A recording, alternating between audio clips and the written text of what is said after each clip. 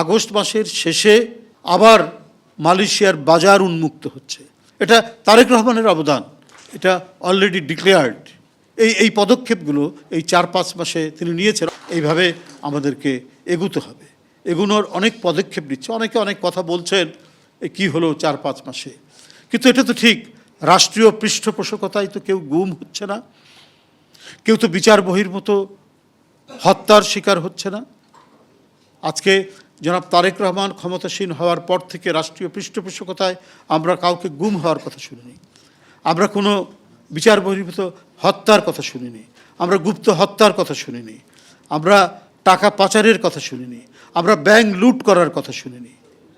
বা যারা মানে অনেক শক্তিশালী দেশ মনে করে যে তাদের কথা অনুযায়ী চলতে হবে, কিন্তু চোখে চোখ রেখে নিজের স্বাধীন সার্বভৌমত্ব রাষ্ট্রকে ধরে রাখতে পেরেছেন তারেক রহমান, এবং প্রত্যেকটি দেশের সাথে সমমর্যাদার ভিত্তিতে আমরা আমাদের পররাষ্ট্র নীতি পরিচালিত করব, সেই নীতি তিনি ঘোষণা করেছেন।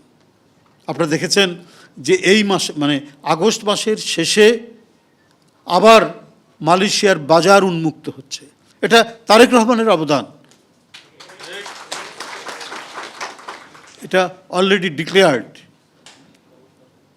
এই পদক্ষেপগুলো এই 4-5 মাসে তিনি নিয়েছেন, অর্থাৎ নির্বাচনের প্রাক্কালে তার যে প্রতিশ্রুতি, তার যে অঙ্গীকারবদ্ধতা, সেটাকে এখন অত্যন্ত সুচারুভাবে সম্পন্ন করার চেষ্টা করছেন। আমাদের এই প্রশাসন এগুলো নিয়েই তো করতে হচ্ছে। হয়তো সেখানে থাকতে পারে কিছুটা, নানা থাকে তো রেগুলেশন এবং নানাবিধ আইন কানুনের জটিলতা দিয়ে, কিন্তু সেটাকে মানে অতিক্রম করেই তিনি দ্রুত গতিতে এটাকে নিয়ে যাওয়ার চেষ্টা করছেন। AKS অর্জন করলো গিনেস ওয়ার্ল্ড রেকর্ডস। AKS আপনারা জানেন যে হাইওয়েতে প্রচণ্ড আপনার দুর্ঘটনা হয়, সেই দুর্ঘটনা এড়াতে 10 কিলোমিটার পরপর অ্যাম্বুলেন্স থাকবে হাইওয়ের পাশে। এই পদক্ষেপগুলো নিয়েছেন।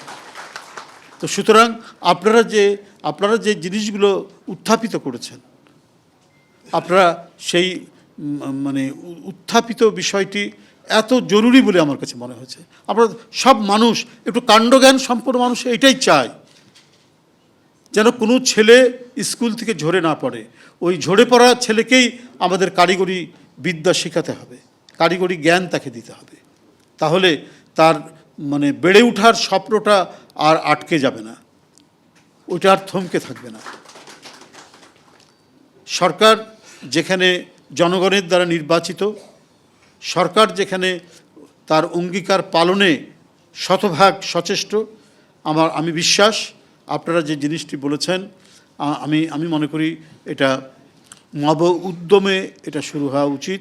এবং এই যে টেকনিক্যাল প্রশিক্ষিত ছেলেরা, প্রশিক্ষিত মানে টেকনিশিয়ানরা, এটা তো ইন্ডাস্ট্রির সাথে সম্পর্ক রয়েছে, এটার সাথে একটা কানেকশন করা, সেই ব্যাপারে আপনাদের আরও পার্সোনালি আমাকে কোনো অ্যাডভাইস দেওয়া থাকলে আপনারা দেবেন, আমি অফিসিয়ালি সেটা তুলে ধরার চেষ্টা করব। আজকে আপনাদের এই সমাবেশ সার্থক হোক, সফল হোক। আমার মনে হয় সারা দেশ থেকেই আপনারা বোধহয় এসেছেন।